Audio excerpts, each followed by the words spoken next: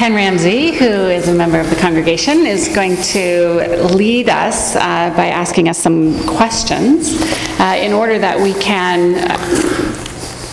draw as broad a swath in this conversation as possible.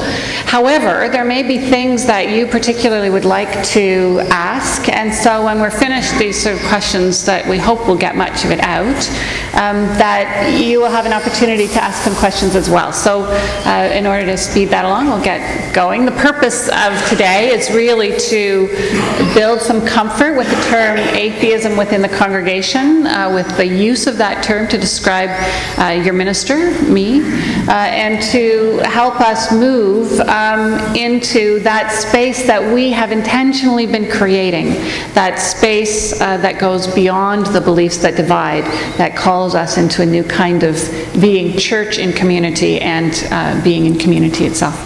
So, Ken. Great, thank you. Oh, I've got the good microphone. So here's some questions that will prompt an explanation of what we're looking at today. I'm going to start with you, Catherine. Your organization represents clergy who no longer believe. Do all these people call themselves atheists? That's a very good question. Before I answer that, I just want to give a little bit of background information to everyone here about the Clergy Project. We are a group of about 450 active, like Greta, and former clergy persons who are non-believers. So, to answer your question, not all of our members identify as atheist. Many identify as secular humanist. Some identify as agnostic or free thinkers. The commonality between all our members is that we have packed away supernaturalisms and we embrace the reality of life and all that it has to offer us. Good. So there's a spectrum, I think you're saying. Yes. Yeah. Why would some choose not to call them atheists if that term describes them? Well, I think the word atheist is the issue. I mean, the word atheist isn't much of a describer as far as it comes to, when it comes to values or when it comes to, I guess, appreciation for life. It's very kind of cut and dry. The word atheist just means that you do not believe in a deity. That is the basic understanding of it. So the no theistic beliefs or no beliefs in supernaturalisms. So it's not a very good a succinct word when it comes to the plethora of creativity and enjoyment and wonder that people experience in life. So I think it has its limits. It's a hard and fast reality. You know, our members do not believe in a God, but it doesn't define their entire character or, you know, their appreciation at being alive. So it's like most labels, it's limited. It's very you're limited, saying. Yes. So tell me about the differences in atheism itself. Well, and Greta can chime in too. Actually, why don't you? Yeah, sure. As Catherine said, the word atheism, it's a word that's created. Theism, theo is the word God.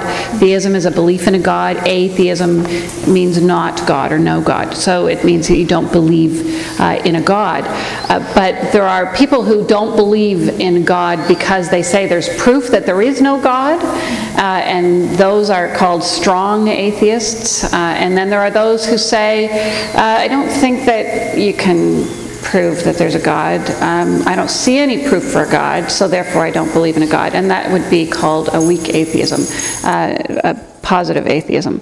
So those terms are not interchangeable, but the word atheism is the same word to describe both of them. So it's difficult because I would consider myself, I would say I don't see any proof for God, so therefore I don't believe there is a God. I wouldn't say there is proof that there is no God. So my perspective is somewhat different than some. So there are variations within even the term atheist. Okay. I would agree with Gretta in that there is no proof for a deity of any sort. But I think the individuals who are looking to have their values reflected and don't see them in atheism, they're still there if you look at skeptical inquiry in some instances, but also in science. Richard Dawkins was just in town promoting his new film, The Unbelievers, and he spent quite a lot of time talking about the beauty that is reality, and that the truth is beautiful, and that the things that we can know are beautiful and enlightening and informative, and they bring meaning into our lives. So. Okay. Nevertheless, the label does exist, and Greta, you've been labeled, and many times, and you've even used the language on radio and to express yourself at times. And so, could you? What does it feel like to have that label put on you? Often when that label is put on me, it's put on me without any kind of conversation about what my beliefs are, and as Catherine has said, what my values are, what things are important to me. Most frequently it's put on me by evangelical Christians who want to completely discredit anything I have to say to the community. And so they're using it as a huge label in order to dismiss me, or in order to raise anger and hostility toward me. And that's one of the reasons why I think it's so important that I claim the label rather than just allow others to give it to me, because it's such a tiny wedge of who I am. And it doesn't describe me completely at all. It describes me. I don't believe in a God. But all of the characteristics that make up who I am and that I bring to the contribution of my leadership in this work cannot be put away under that banner and then dismissed. We want people to realize that the word is one that has a lot more nuances, that the people who take that label have a lot of good and a lot of value to bring to a world that is constantly struggling with these kinds of terms.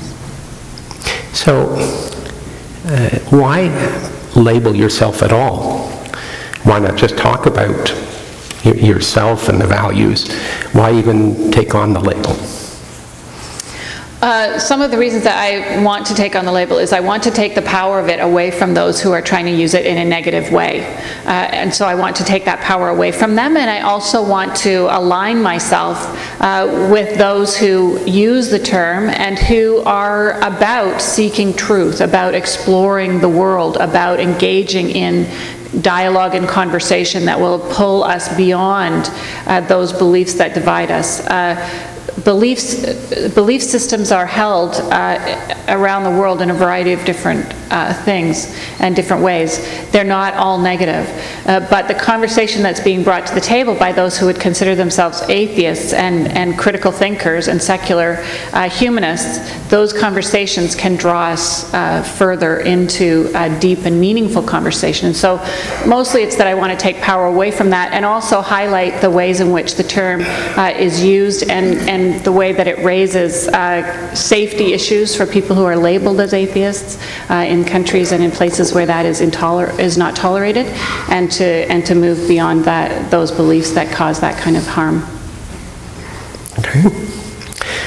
So we have to dig a little deeper into this, I think. Right? Absolutely. So if one is an atheist, does it mean that there's no belief in lots of other mysterious things? I call it mystery, right? Things like the supernatural, homeopathy, New Age, we'll call it, and the ability to converse with people after they die, which is a fairly widely held belief. Does that mean an atheist gets rid of all of that? The short answer to that question is yes.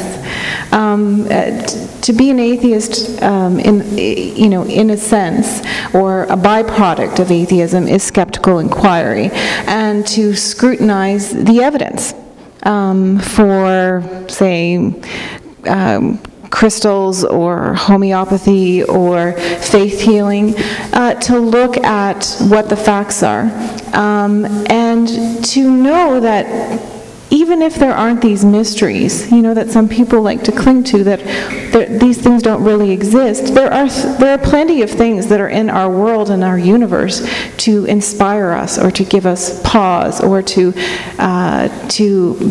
you know, profoundly impact us. The thing that we need to be cognizant of is our role in creating that meaning and creating those values and maintaining and sustaining them. So yes, and I think it's a good thing to be skeptical of things that promise you an easy answer or an easy out. The reality is that it took you know, millions of years for human beings to become human beings. It was not an instantaneous event. And I think that it limits our ability to participate fully in our own lives and to impact the lives of others when we accept those types of events as having happened or being real. The short answer to that question is no. Like most questions, it's not that short. Not that short. But this allows me to get into the realm of agnostic, being agnostic. Gnosis is knowledge. Agnostic means I don't have that knowledge. So in the realm of the nature of reality, I would claim myself to be an agnostic. So those things that I don't know about, one of the phrases that has become really, really important is that extraordinary claims require extraordinary evidence. So if something has not been explored, if we haven't actually tested it, and so we don't know where it's coming from or how it happens, I'm going to be fairly agnostic about it. If we've done research and we know it doesn't work, then I'm going to say it doesn't work. You've got to prove to me that it works, right? So I think that there's a lot more room there than Catherine is perhaps willing to give it.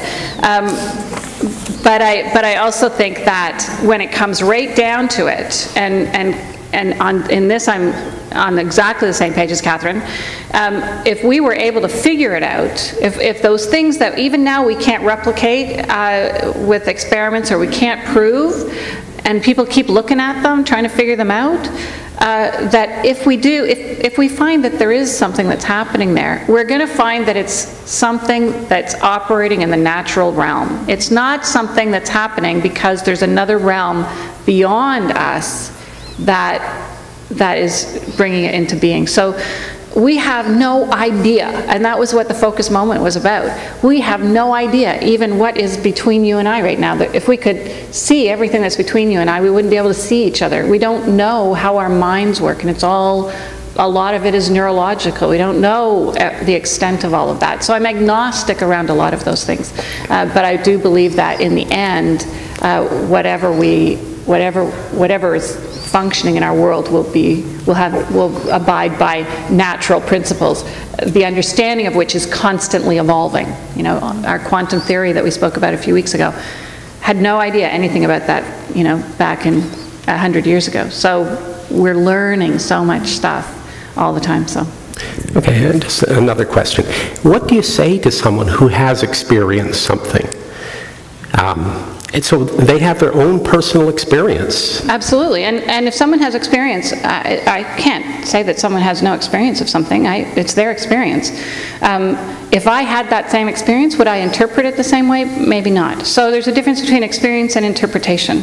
And I have to honor someone's choice to interpret something in a certain way and their experience, but I do not need to accept their interpretation of it if I am having that same experience. So an experience that I've had is that sort of a shift in reality. I've always assumed it was just something that everyone had. I only found out years later that other people had that. I now think it's probably associated with my migraines. But there are those who would say that I'm a mystic because of that shift in my perception, which happens for a short period of time, very rarely.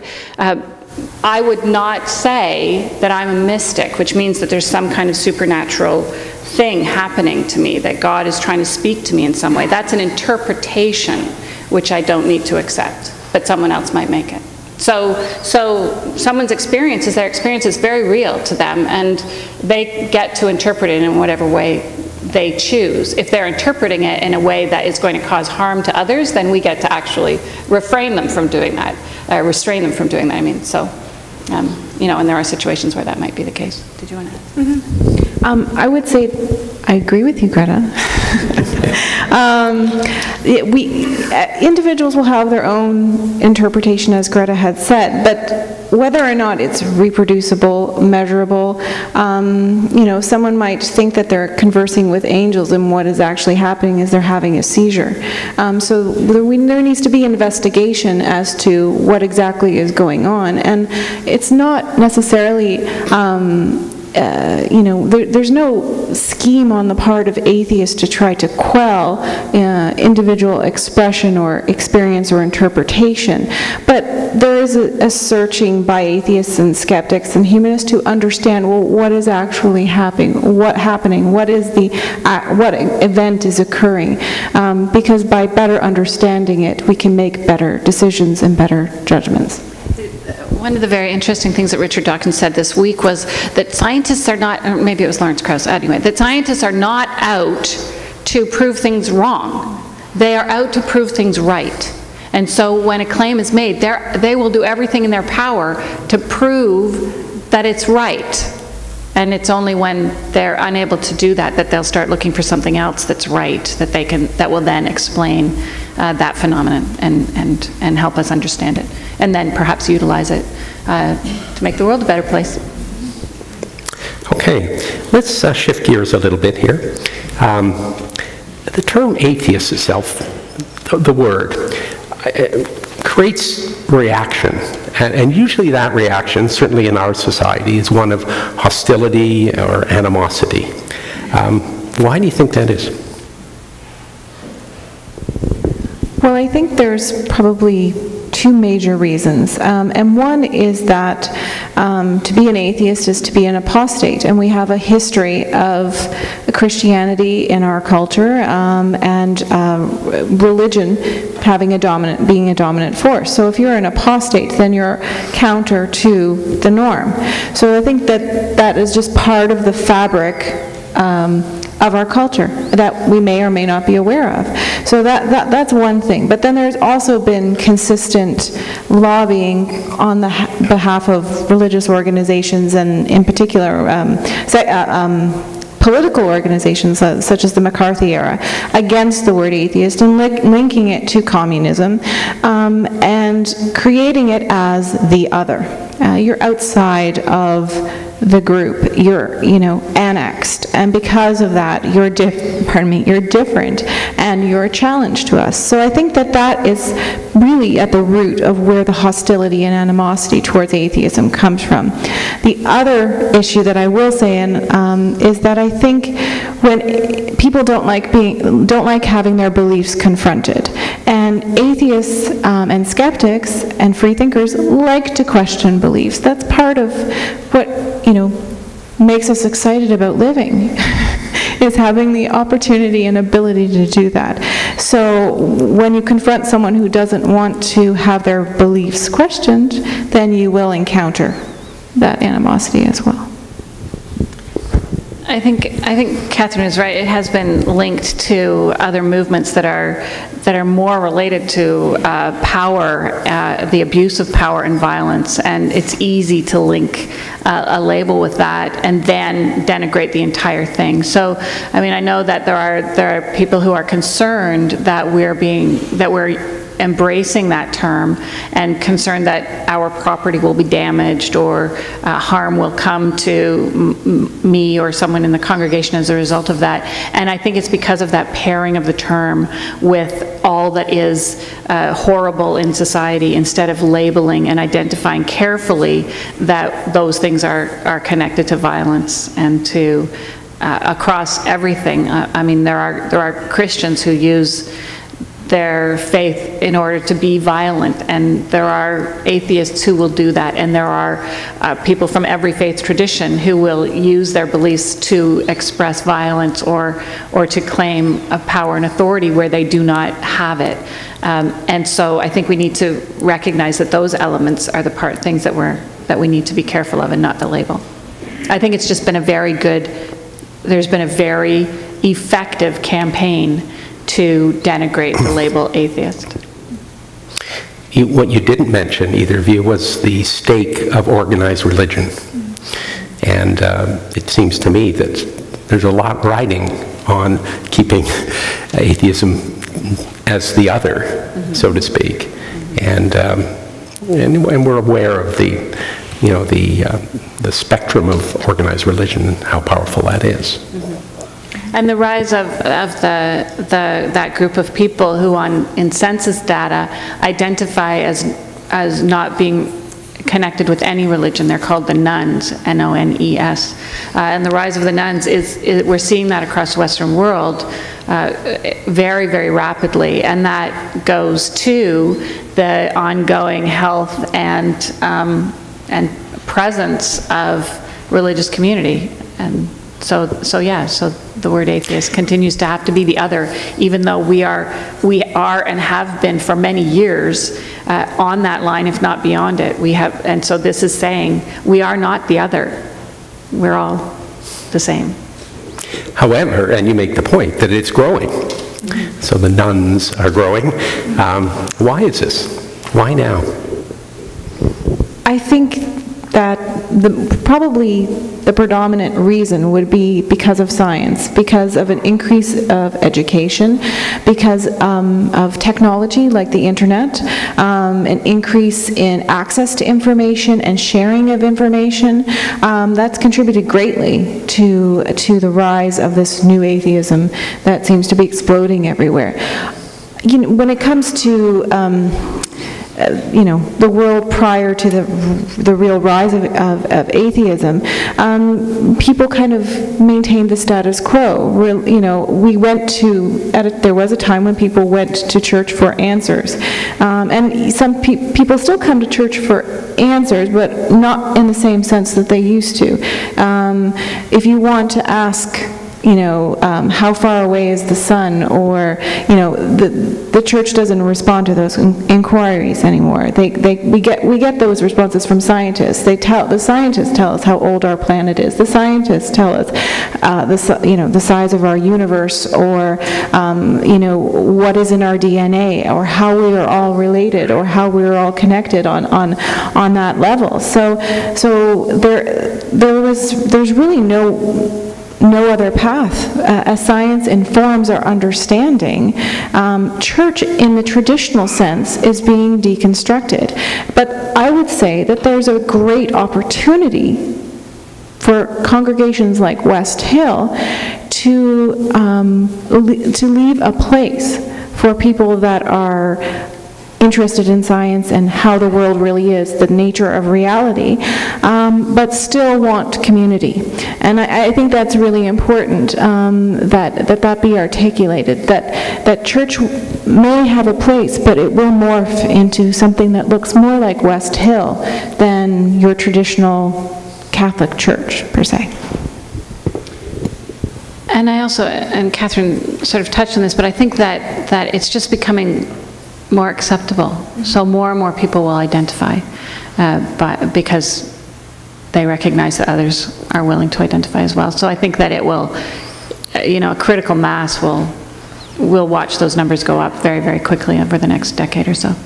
Maybe, just maybe, there's always been a certain percentage of the population who are atheists, only now they can talk about it a little more. Yeah. They have a platform, it's on TV, our book study several years ago studied 2 books on it, so it gets talked about, and so maybe people are just being honest, and feel more safe in doing that.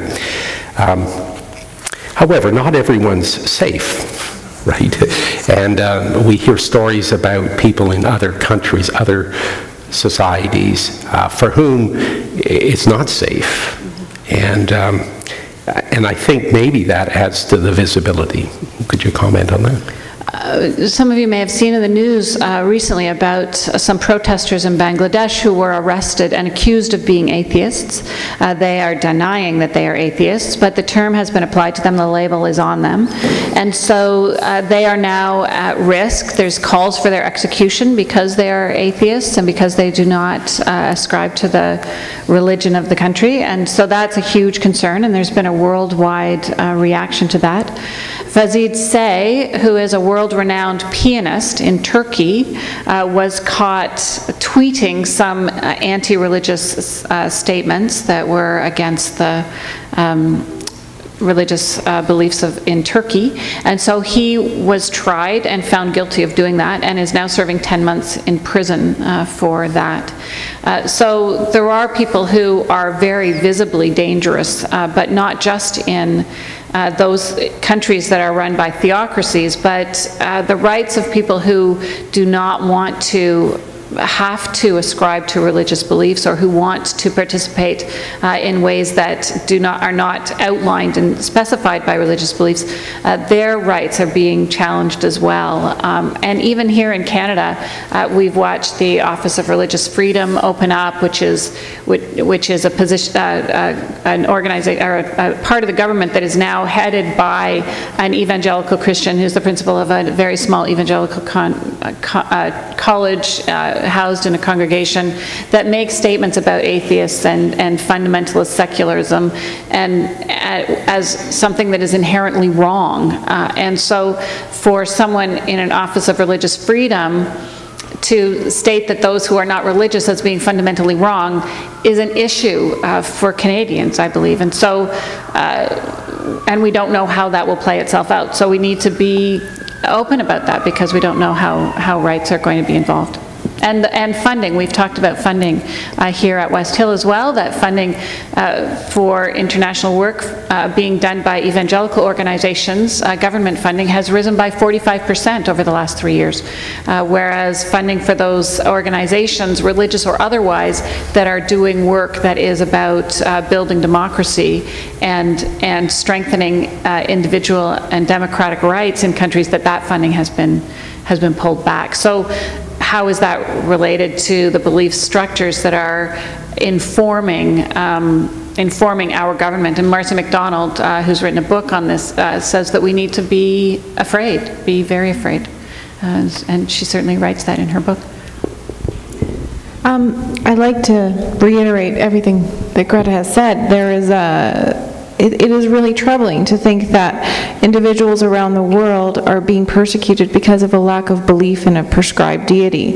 But I think if I look at some of the members of the Clergy Project, and we have members all over the world. We actually have a member in Turkey, India, Egypt. So we have members that are in these in countries where there's religious persecution, and also the United States. There's religious persecution for atheists. So coming out and being open about your lack of a belief in a deity can have consequences here as well. I think particularly one of our members who's out, his name is Jerry DeWitt, and he lost his job and nearly lost his house and his marriage because he changed his belief and is now describes himself as a humanist, an atheist and a humanist. So it is really troubling to think that an idea, a concept, has more weight and more importance in a culture or a society than the life and free expression of an individual. And Greta's very right that we should be troubled. We should be asking our politicians why this is so, because human rights should be the pinnacle that we aspire to, not maintaining the status quo. So let me ask about the Clergy Project. What precisely does it do? What kind of work do you do? And then after, maybe Gretta could explain your involvement in it. Okay, well, we've only been around for about 2 years now. We just celebrated our anniversary in March, which was really exciting. We were founded originally by a core group of about 50 members who are non-believing active and former clergy persons. And we were founded and funded by a group of friendly individuals and organizations. Predominantly, our primary funder is the Richard Dawkins Foundation for Science and Reason. So he's one of our founders, as is the executive director, Elizabeth Robin Cornwell. And then Dan Barker from the Freedom from Religion Foundation out of Wisconsin, Daniel Dennett, the philosopher, and researcher Linda Lascola. So these leaders in the atheist movement recognized that there was a number of non-believing active and former clergy persons that were out there. They had no idea how many were there. They just knew that they existed. And they wanted to create a sanctuary. And that's what the Clergy Project is. It's an online safe house for active and former clergy persons to sit, to talk, to reach out, to find peers and community so that they know they're not alone, because it's an incredibly alienating experience to one day kind of awaken to the fact that what you thought you believed, you don't, and you now have evidence for not believing in it. There's a lot of entanglement with family, with communities, with friends, and so the Clergy Project provides that place for our members to talk about those challenges and those difficulties. We've just recently, since October 2012, have come out publicly that we exist, we are here, and we have been accepting new applicants. We've grown from 52 to 442 as of Friday, and we're constantly doing intake. So we have a rolling intake. We're working on program development because, as you can appreciate, I'm sure, trying to transition out of ministry is not easy. Aside from the family issues, there's financial issues and sustainability issues. So we were recently given a donation from Todd Stiefel and the Stiefel Free Thought Foundation of $100,000 to do outplacement services for our members. So to assess their skills, to help them with resumes and preparation so that they can go and find jobs outside of ministry. Another project we've been working on is with the American Humanist Association, and they've created helped working with us created a quick access route so our members can become humanist celebrants and officiants. And one of the places that we see our members maybe going to, and we see this with Gretta and with other members of the Clergy Project, is leading humanist congregations. And this is something that's growing. This is something that's popping up all over the place, all around the world. People are talking about humanists, non-believing persons coming together in community. And we would like, many of our members are interested in seeing where that goes and becoming leaders in that. So that's just a little bit of what we've been doing. We've been quite busy. So I'll let Gretta talk a little bit about it. Yeah. My involvement, and I don't even can't remember how I came to know about the Clergy Project. I'm not really sure. I think it was Linda Lascola who told me about it. And so I've been a member for, I don't know, about a year, I think, and have acted as a screener, which means that the applications that come in are divided up, and I primarily do applications from Canada.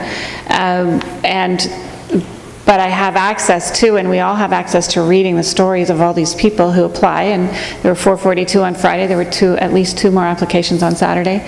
And the stories are, as Catherine has said, they're stories of that have incredible complexity in them, people whose lives are so interwoven into their work, as ministry is, who cannot disentangle easily, who can't see themselves putting what they do on a resume and being respected in the secular world for it, despite the fact that Jerry, having moved into a job in the secular world, lost that job when he disclosed that he was an atheist there. So the challenge, there's a very big challenge there, but the key element is loss and grief.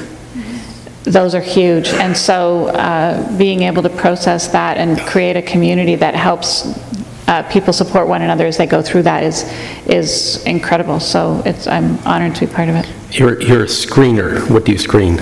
I screen the applications. Okay. So when someone sends an application in, we screen them to make sure that they fit the criteria, which is about supernatural belief essentially, because the forum is highly confidential. If some of these people were outed in their community, it would be extremely hard on them and traumatic and tragic for all of them. Okay. Let's talk about this community, right? Several years ago, really, it was progressive over time, but certainly marked by your first book. You started to have us question the reality of a supernatural God or person or deity. And this congregation started to change, and people left. Can you describe, from your point of view, what was going on? When we began this process in about 2001, September 2001, I believe, is when the board and I had a conversation about whether or not I could continue having preached a sermon which totally left God in little chunks lying around on the ground. There wasn't very much left when I finished that sermon, and so I recognized that I was not doing what the congregation had called me to do, and so that led to a conversation with the board. And the board at that time, as in an extraordinary act of, I don't know, courage, said, okay, well, let's find out where this is taking us. And so we headed out on that journey. And over the course of the next 5 years, really looked at ourselves, wrote vision works, sort of put the stakes in the ground. Okay, we're here, we made it here, okay, we made it here, we made it here, and identified where we were. And many of those people, there was a lot of really positive energy. It was intense. People were passionate about it. One guy used to come into church, even before we started this process, with a book under his arm that identified which parts of the gospel stories Jesus actually said. And then if I preached on something that Jesus said, he'd come up afterwards and say, you know, Jesus didn't say that. It says right here in the book, Jesus didn't say that. So people were very excited about this journey, and they'd been reading books in this area for 20 years at that point in time. So when we made a number of significant changes, and my book was published in 2008, a lot of those people who had been on the journey with us, who intellectually were there before we even got there as a community, chose to leave the congregation, and that was the heartbreak for me and for many people in this congregation. It was a horribly difficult time. It's easy to say, oh, they left because Gretta doesn't believe in God anymore, but most of them don't believe in the kind of God. I mean, most of them, if we sat down with an actual dictionary and defined, they'd come out as atheist as well. But that does not believe that they don't find comfort in extrinsic forms of religion that were here that are no longer. So that is the use of Scripture on a weekly basis, the focus of the community's gatherings to learn about that Scripture and to talk about that as the document that calls us to live in right relationship with one another. And we now find in a variety of sources that challenge to live in right relationship with one another. So the loss of that book, the loss of the Bible, was a huge element. The loss of what we called the disciples' prayer was a huge element. The loss of some of the songs was huge. The loss of the organ was big. So there were things that had to do with, and we didn't take the organ out because I'm an atheist. We took the organ out because it broke, just so you know. True. I remember. I just thought that could be misunderstood. And I think the things that I think about what we do here. You know, when I say set aside those things that you're busy about, you know, that are on your mind, and find this space where you can be fully attentive here.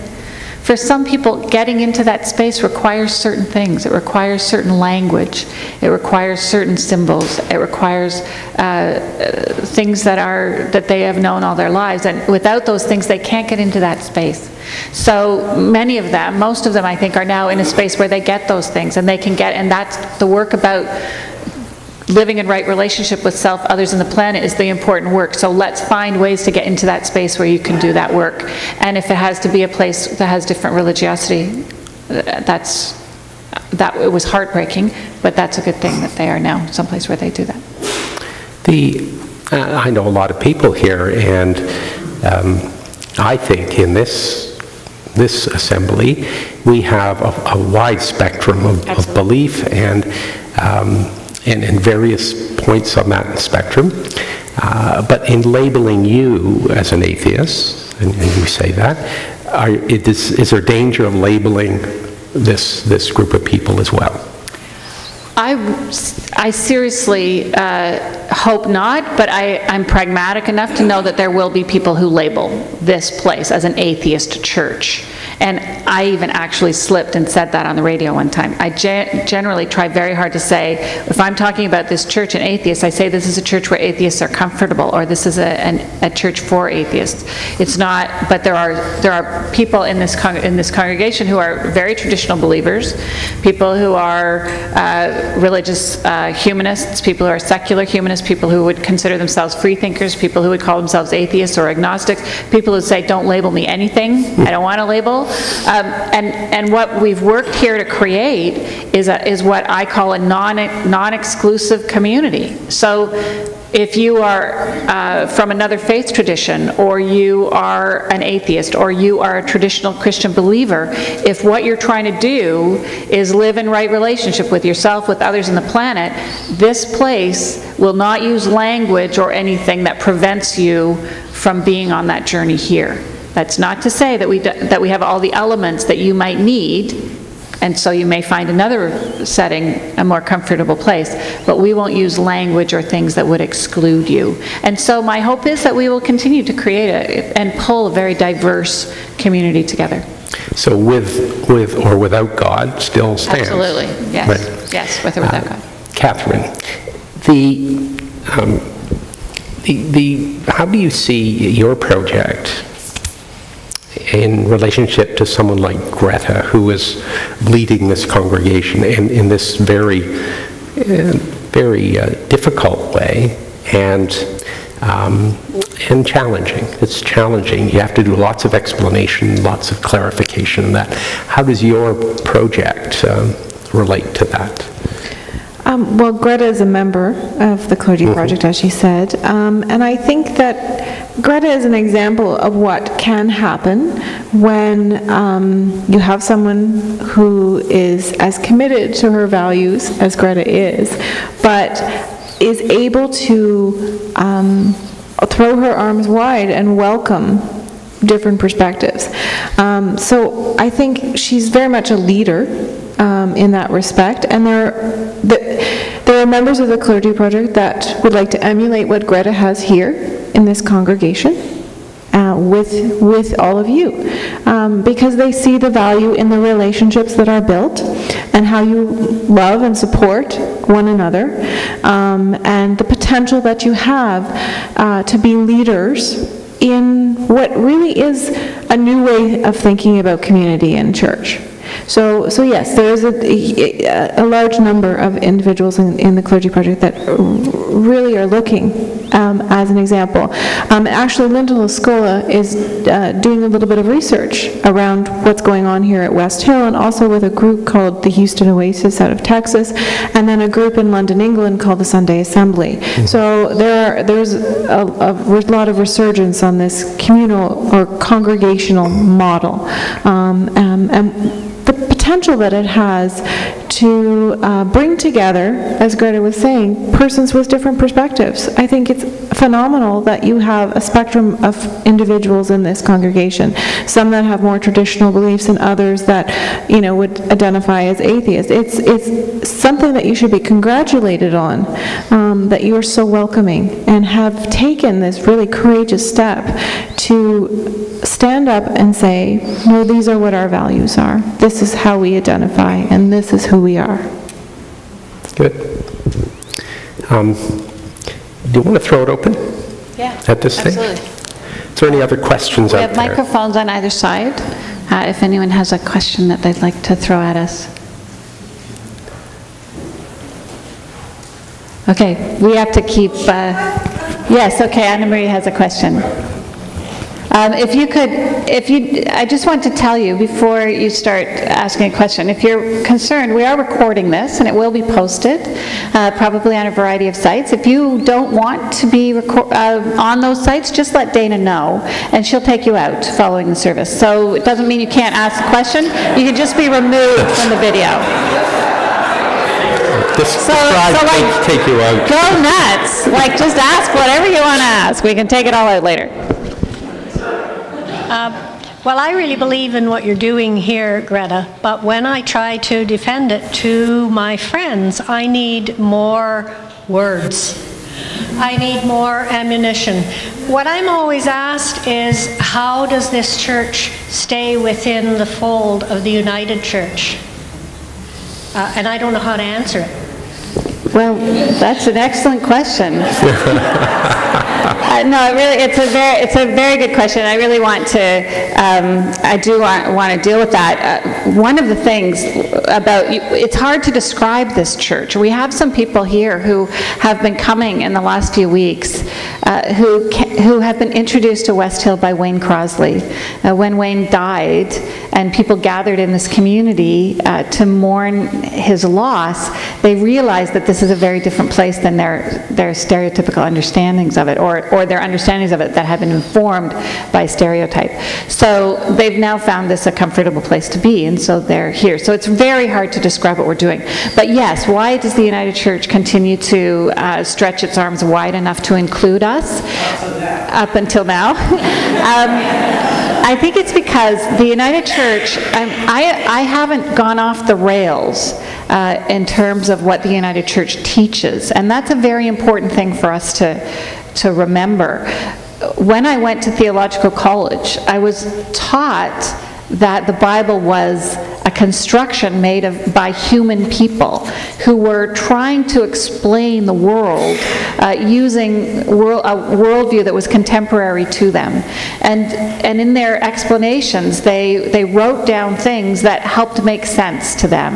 And those stories we have elevated to a divine authorship.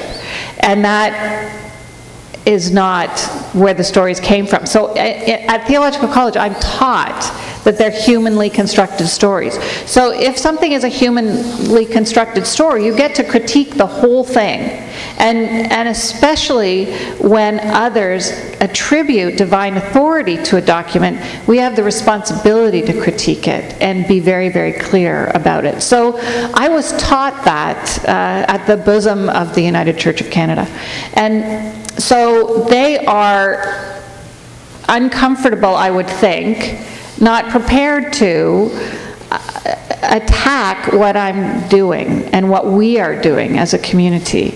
That does not mean that certain colleagues who have a much stronger, more conservative understanding of Christianity would not try to hold a hearing into my beliefs and have me removed from the roles of the United Church of Canada. And that may happen at some point in the future. And we'll have to cope with that. We'll have to have a conversation about how to deal with that when that happens. But I think that the reality is the United Church has been bold on many fronts in its history.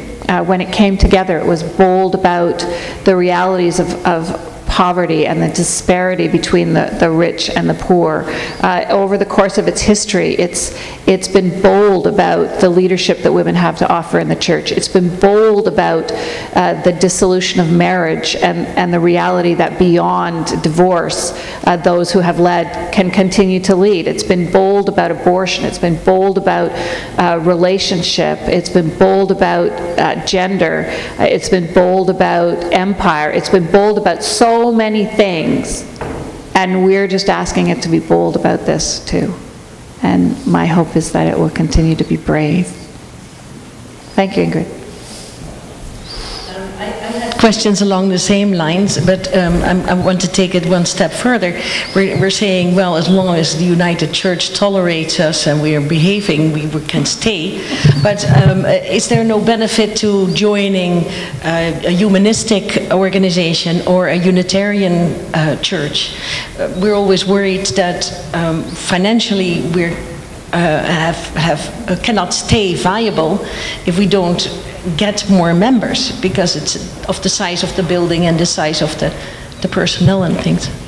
We have had some of those conversations in the past, particularly when we did see such a dramatic loss of members, and so a subsequent loss of financial support. We have had those conversations beyond the United Church of Canada. I'm not, and that may happen. I couldn't preclude that possibility that we might end up in a situation like that and make a decision like that. Right now, I think that where we are within a Christian, identified Christian denomination is where I would prefer we remain, because I am convinced, and this is probably obvious, but I am convinced that we are middle of the road, 21st century evolution of the thought that started way back when, at the beginning of this movement. I'm convinced that had we not aligned ourselves with the powers that be, not been afraid to open ourselves to scientific inquiry and the new understandings that science brought to the world, had we not been afraid of those things, we would have evolved to where our thought has evolved long, long ago. And so I consider us in the middle of the road of the evolution of that iteration of faith called Christianity. And so I think that it is, because we have done it within a Christian denomination, I think that it is our responsibility to call that denomination to this perspective over and again, and if possible, and I will align myself with Margaret Thatcher, who said there would never be a female prime minister in Britain in her lifetime. So I will say, not in my lifetime will the United Church of Canada actually come out and publicly say that the Bible is not the authoritative word of God for all time.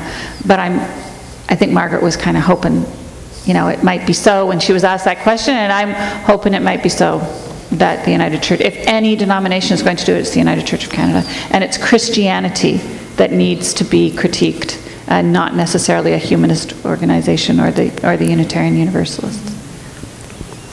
Did you want to say anything? I just wanted to say that I completely agree with what Gretta has said, that you have an opportunity to take a leadership role, that Christianity is morphing into something different, and that in a way, a congregation like this would be more attractive to the nuns, as Gretta said previously, than a traditional sense. I mean, there's a traditional church. There's a reason why Christianity and church attendance is declining.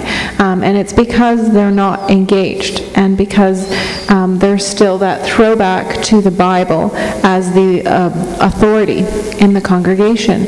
And both Gretta and I know, having gone through our master's programs, that we are told, every minister that goes through an MDiv is told that the Bible is not as you had previously thought so. So the reality is that every priest, every minister, every pastor who's gone through biblical scholarship knows what that is a resource. It's a human tool that was used, and we have so many other tools that are at our disposal now. So I'll shut up so someone else can ask a question. For being here, I escaped from a fundamentalist church. It felt like an escape to me, my late teens, early 20s, and spent the rest of my life in sort of a searching mode, I guess, and looked everywhere. But now I feel as though I've come to a community where I can explore and ask questions, and the answers are not necessarily there, but the space and the openness is there to ask the questions. And I feel as though at this time I'm finally coming home, and it's nice to feel that I'm coming home to someplace where I can do all those things that you're talking about. Thank you so much. A couple more questions. Okay, so when you say you're looking for a middle-of-the-road approach in the traditions of Christianity, one of the things that I grapple with is the Bible.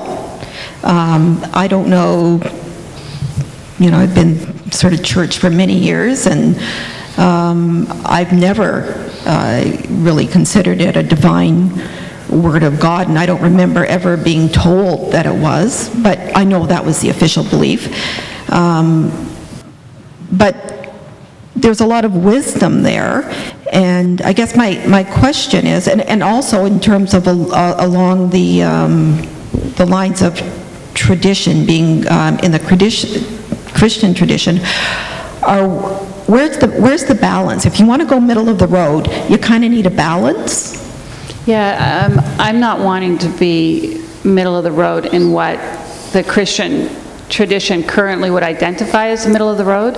What I'm saying is that if we had evolved over the course of the last 18 centuries, we would be in the middle of the road, right? We are now considered to be way off on this post-theistic fringe, but Christianity would have probably become post-theistic maybe around the 13th century or earlier. We would have become post-theistic, or maybe even before that. We would certainly have been post-theistic a couple of hundred years ago. And so us being a post-theistic congregation that welcomes all puts us in a certain position vis-a-vis the rest of Christianity at this point in time. But I'm saying if we had evolved, we wouldn't be, considered extraordinary. In terms of the texts of the church, the Bible, I think that the wisdom that can be distilled from the Bible and scripture passages, we read scripture passage last week. It was the reading. We are open to bringing into this place for your edification anything that is worthy of being brought into this place. But if it is not worthy of being brought into this place, if it will not lift up your perspective, your passion, your desire to live in right relationship, then it should not be brought in this place. So there is much within that text which would not meet that requirement. And so it isn't searched on a weekly basis for something that will do that work, because we have brought it down from its exalted position, and now it's one of, how many pages are written a day, are published on the net a day, like from all of the gifts. So Bertrand Russell's reading that Catherine shared today, that was a piece that we could engage. So it isn't privileged. That's the thing. It's no longer privileged in the way it was before. Okay, so one more question? I don't see any more. Oh, one more. Jim will have to bring it up.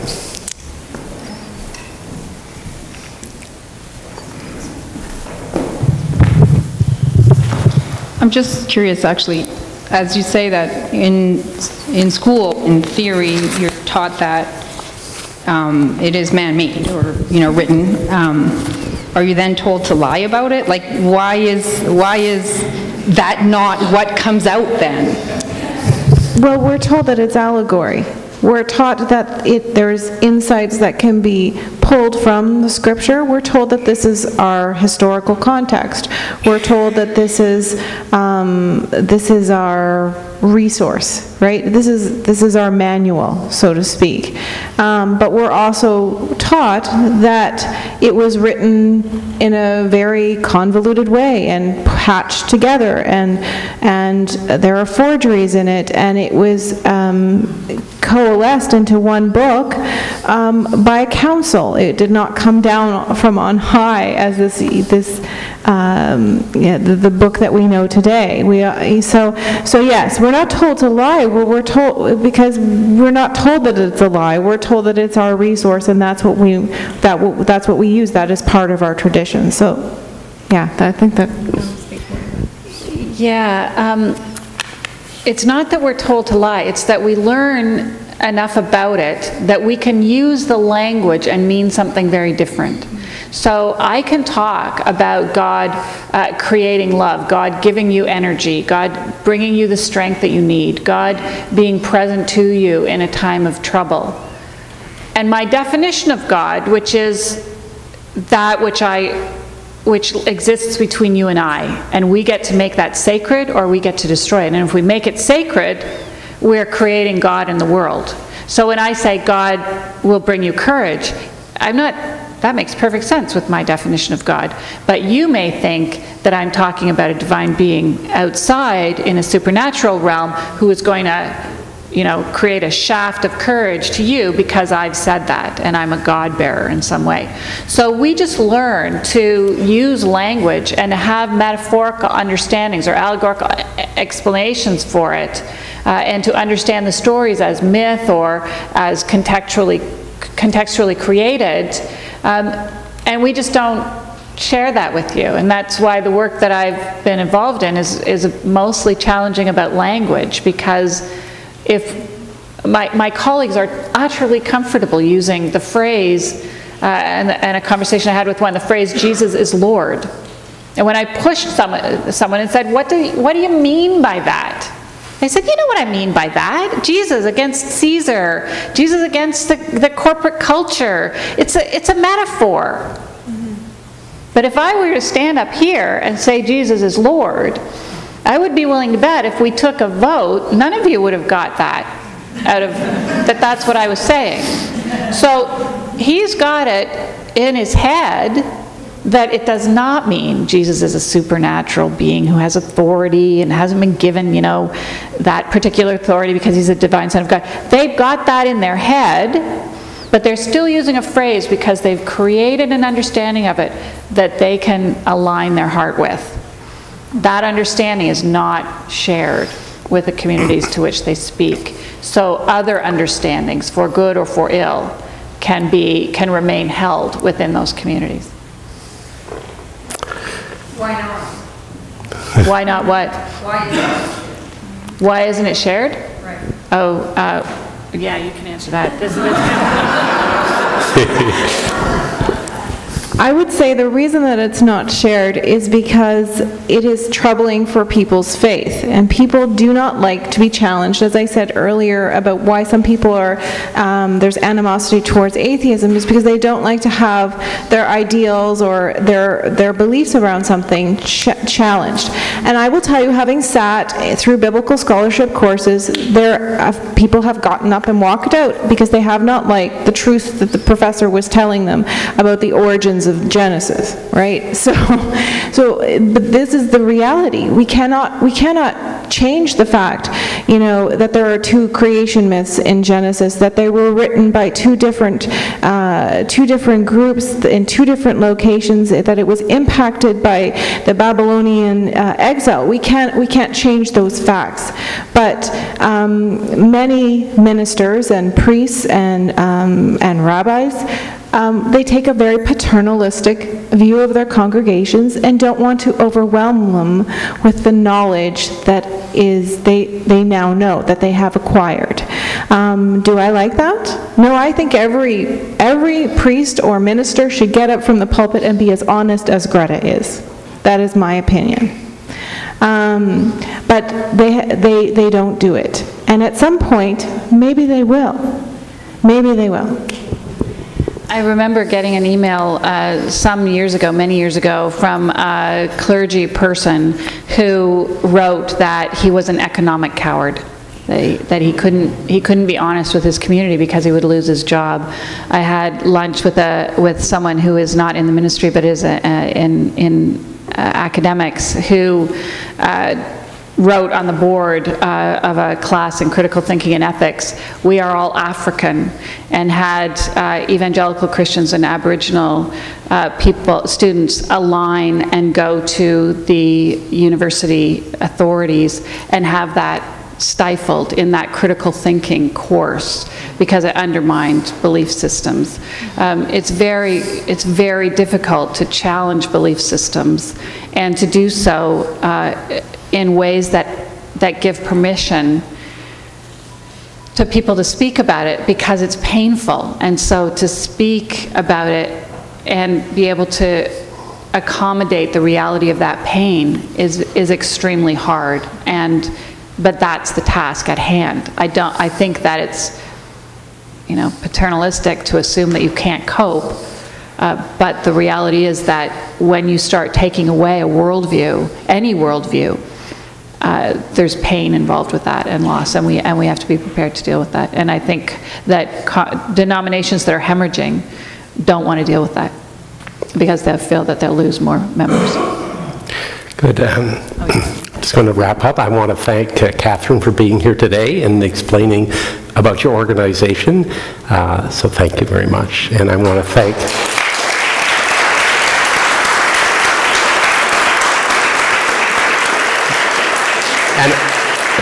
I also want to thank Gretta for your continued honesty and courage. Thank you, Gretta.